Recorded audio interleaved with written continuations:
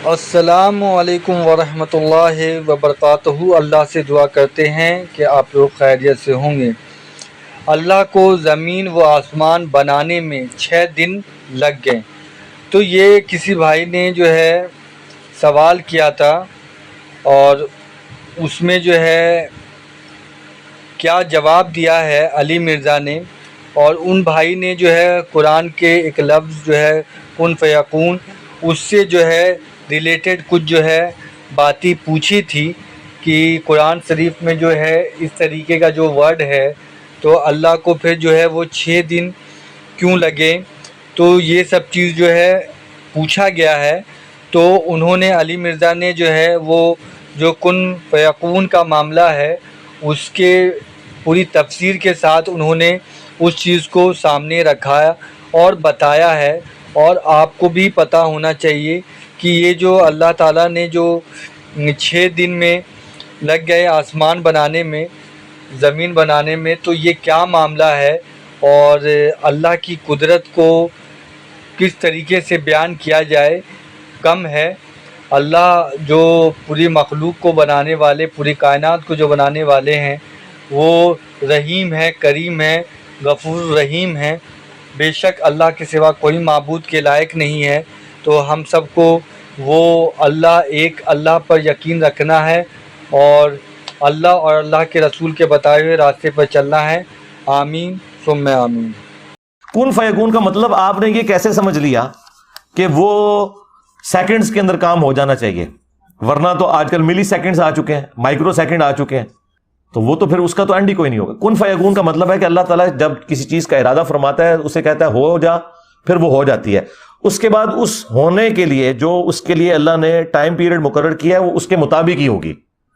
یعنی آم کی گٹھلی میں سے آم کا درخت نکلنے سے اس پہ پھل لگنے تک 8 سال چاہیے اس کن فیکون کے لیے، لیکن جب اللہ نے کن کہا الٹیمیٹلی وہ اس کا پروسیس شروع ہو گیا۔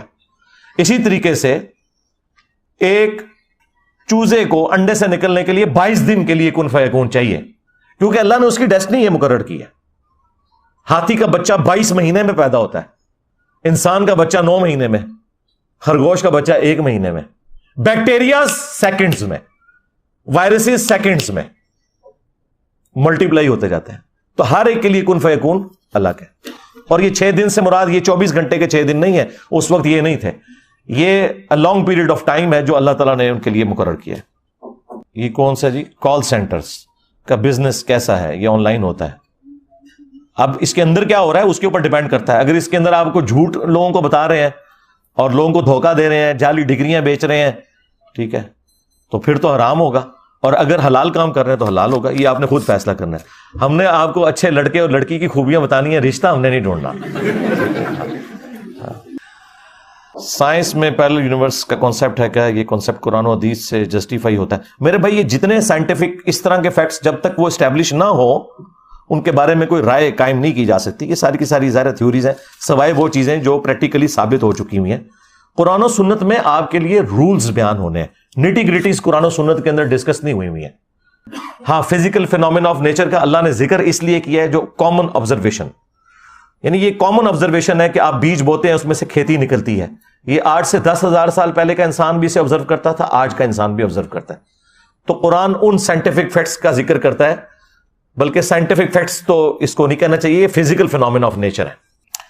میری بیوی اور میرا فرقہ الگ ہے، میں رفع دین سے نماز پڑھتا ہوں مگر وہ بابوں کی ماننے والی ہے، اکثر اسی بنا پر علیحدگی کا کہتی ہے اور نعوذ باللہ غلط الفاظ استعمال کرتی ہے۔ میرا خیال ہے کہ آپ پازیٹیولی معاملات کو لے کے چلیں، زبردستی اس کے ساتھ نہ کریں۔ میرا خیال ہے آپ بحثیں کرتے ہیں اور ظاہر ہے کہ اکثر تو لوگ پڑھے لکھے نہیں ہوتے، آپ ان تک بات پہنچا نہیں سکتے، تو بہتر یہ ہے کہ جو کامن ٹرمز ہیں نا اس سے سٹارٹ لیں۔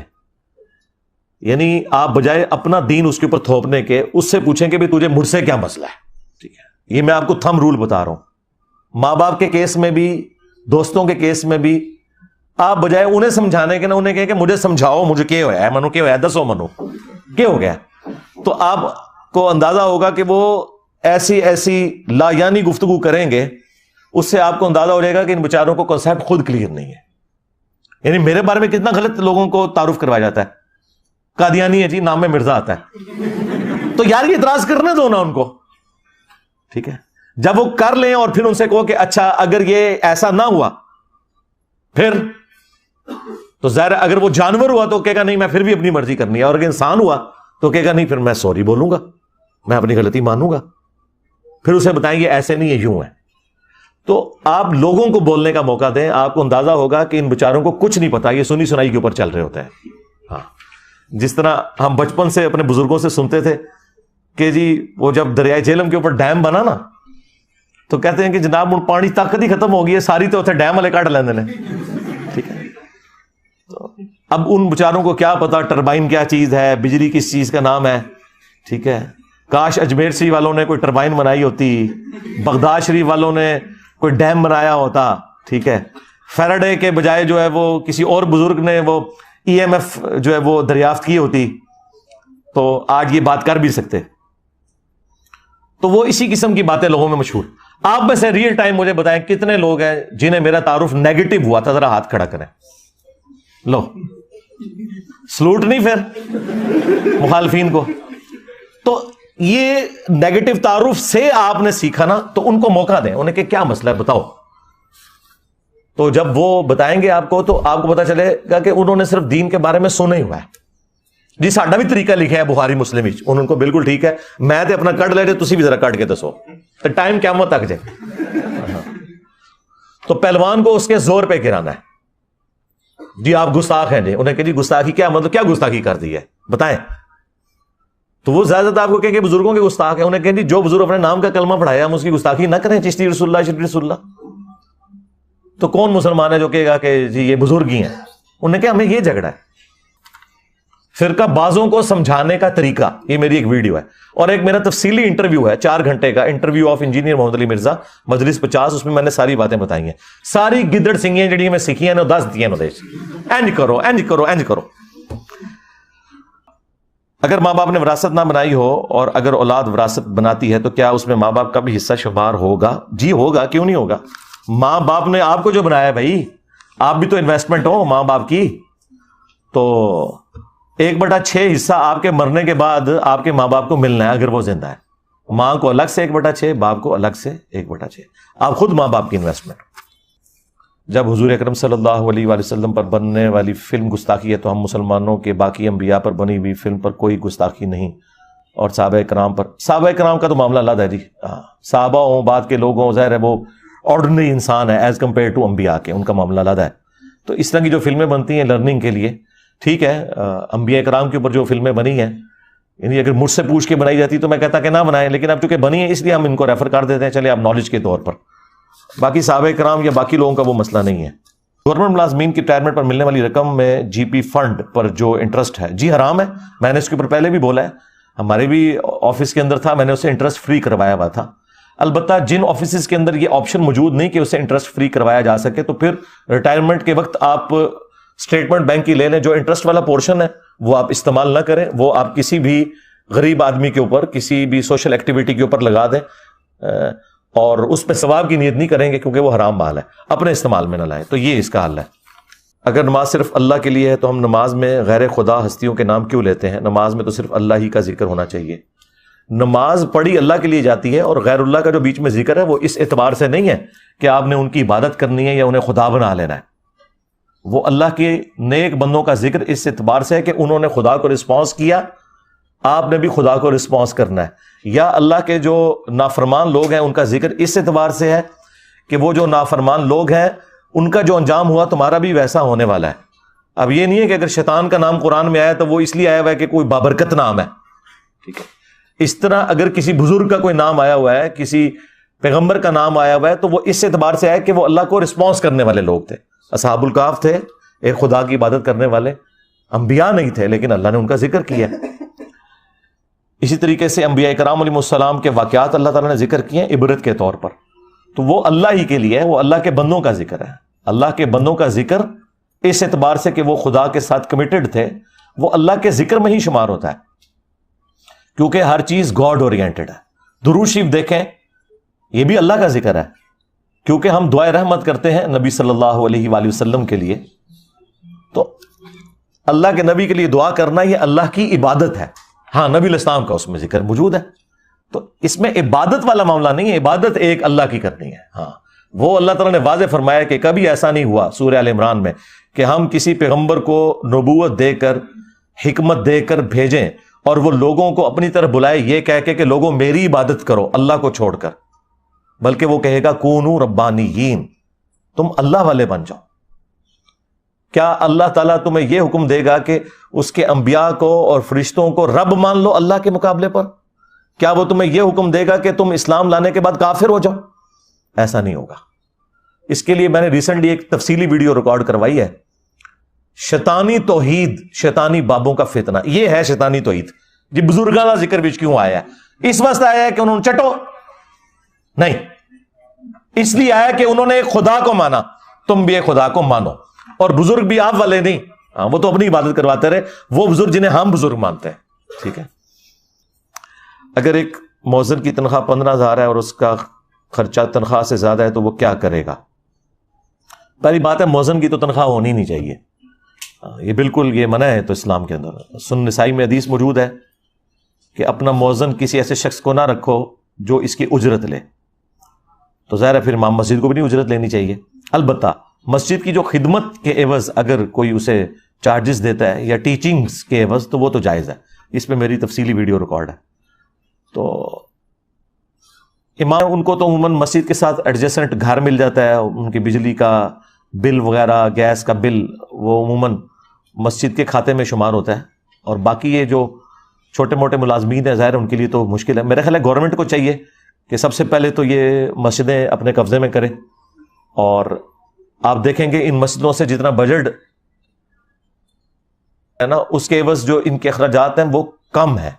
اسی لیے جتنے جو تیز ترار قسم کے مولوی ہوتے ہیں نا وہ جا کے مسجد کے چندے کے اوپر پہلے قبضہ کرتے ہیں. مولانا اسحاق صاحب کے لیکچرز میں اکثر دین اسلام اور مکمل اسلامی نظام کے نفاذ کی تلقین ہوتی ہے. ایک شخص انفرادی طور پر خود تو اسلام پر کاربند ہو سکتا ہے مگر ایک عام شخص پورے معاشرے کو کیسے بدلے؟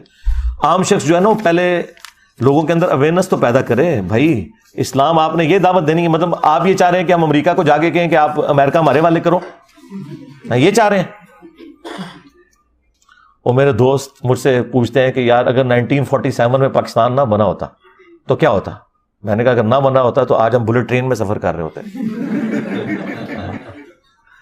ہاں میں نے 1995 سے ٹرین کا سفر شروع کیا ہے. یہ اب آ کے تھوڑا یہ سعد رفیق نے ایفرٹ پٹ کیا ہے, اس سے پہلے تو ٹرین نیچے ہی آئی ہے لیکن پٹریاں ابھی بھی وہی ہیں. ٹریک تو خیر انگریزوں کے زمانے کے ہیں, صرف پٹریاں تھوڑی بہت چینج کر دیتے ہیں, ٹریکس تو وہی بچھے میں. تو انہوں نے تو ہمارے ساتھ یہ کیا ہے, سیدھی سی بات ہے. تو اسلامی نظام تب ہم کسی کے سامنے پیش کریں گے جب ہم لوگوں کو یہ ثابت کر سکیں کہ ہمارا یہ سسٹم جسٹس کے پوائنٹ آف ویو سے, سوشل ویلیوز کے پوائنٹ آف ویو سے آپ سے بہتر ہے. جب آپ کے لوگ بھی پناہ لینے کے لیے وہاں جائیں. اب مجھے بتائیں جاوید احمد غامدی صاحب کیا کسی ہندو یا کرسچن کے ڈر سے وہاں بیٹھے ہوئے ہیں امریکہ میں, یا یہ ان جنتی روحوں کی وجہ سے وہاں بیٹھے ہوئے ہیں؟ ہاں تو پھر غامدی صاحب وہاں جا کے اسلامک سسٹم پہ بات کریں, کس منہ سے بات کریں گے؟ نہیں کر سکتے. تو اس کے لیے بیسک لیول کے اوپر ایجوکیشن کی ضرورت ہے, لوگوں کو ایجوکیٹ کریں اور پھر یہ آگے معاملات ہیں. باقی یہ جذباتی وی لاگز ہیں وہ آپ لوگوں کے دیکھا کریں, خوش ہوا کریں اپنی وشفل تھنکنگ کے اندر. پریکٹیکل لائف اس سے مختلف ہے. Is it fine in Islam to earn money by doing someone's کیا لکھے ایلس کالج اور یونیورسٹی اسائنمنٹ؟ نہیں جی یہ تو غلط ہے.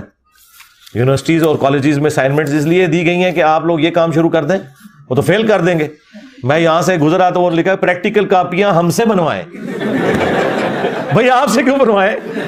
انہوں نے ہمارے بچوں کو اسائنمنٹ دی ہوئی ہے, آپ کو تو نہیں دی ہوئی ہے. وہ پیسے دے کے پھر ان سے اسائنمنٹس بنواتے ہیں. تو اس طرح کی اسائنمنٹس تو بھائی بنانا غلط ہے. ہاں جس طرح یونیورسٹیز کے اندر ہمارے پروجیکٹ ہوتے تھے اس میں آپ ہیلپ لے سکتے ہیں کسی کی, لیکن بہرحال آپ نے کام تو خود ہی کرنا نا, چوری کا کام تو نہیں کرنا. یہ کوشچن آیا کہ اگر کوئی بندہ جو مطلب اس کے پاس دولت اللہ نے زیادہ دی ہوئی ہے اور وہ زکوٰۃ بھی دیتا ہے, اس کے بعد وہ مختلف کاموں میں لگا لیتا ہے, پیسہ اپنے اوپر لگاتا ہے, تو ٹھیک ہے, کوئی منع نہیں ہے. اس میں فضول خرچی نہیں ہونی چاہیے. فضول خرچی یا اسراف اس حوالے سے کہ یعنی وہ مال کوئی ضائع جائے, ٹھیک ہے, یہ والا معاملہ نہیں ہونا چاہیے. یہ بالکل ریئل ٹائم مجھے واقعہ بتایا ایک بندے نے. کھانے کے لیے جرمنی کے ہوٹل پہ بیٹھے ہوئے تھے, تو جس طرح پاکستانیوں کی عادت ہوتی ہے اتنا کچھ منگوا لینا اور کھانا کچھ بھی نہیں اس میں سے، تو باقی انہوں نے خالی چھوڑ دیا اسی طریقے سے کھانا ٹیبل کے اوپر. تو وہاں کوئی بوڑھی عورت بیٹھی ہوئی تھی، اس نے کہا کہ یہ تم نے کھانا جب منگوایا تو اسے کھایا کیوں نہیں ہے؟ ان کا بس اتنا ہی کھانا تھا. ان کا جب اتنا کھانا تھا تم نے اتنا زیادہ منگوایا کیوں؟ اس نے کہا جی ہمارے پیسے. ہاں ہمارے پیسے ہماری مرضی. انہوں نے کہا ٹھہر جا تیری مرضی. اس نے فون ملایا، پولیس آئی، انہوں نے کہا یہ دیکھیں یہ ہمارے ملک کے اندر رزق کو ضائع کر رہے ہیں، اس ملک کی پروڈکٹ کو ضائع کر رہے ہیں، یہ کس طریقے سے یہاں آئی ہے، یہ جرم ہے. یہاں پہ تو آپ دیکھیں شادیوں میں کس طریقے سے وہ پلیٹیں، یعنی وہ ایسے کر کے پہاڑیاں بنائی ہوئی ہوتی ہیں اس کے اوپر، اس میں سے آدھا بھی نہیں انہوں نے کھانا ہوتا. اس طرح کا معاملہ نہیں ہونا چاہیے فضول خرچی کا. باقی ٹھیک ہے آپ کا رائٹ ہے، آپ مہنگی گاڑی رکھنا چاہتے ہیں ضرور رکھیں. ہم آپ کو نہیں کہیں گے کہ اس گاڑی کو بیچ کے آپ کوئی سستی گاڑی لے لیں. آپ نے اگر خود کمایا ہے یہ آپ کا رائٹ ہے، ٹھیک ہے. ہم نہ سوشلزم کو پروموٹ کرتے ہیں نہ کیپٹلزم کو، ہم درمیان میں.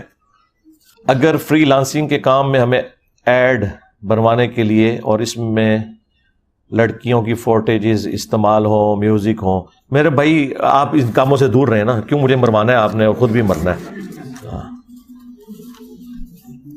معاملے میں تو میرا موقف آپ کو پتہ ہے، اس کے بارے میں میرا موقف ڈھیلا ہے.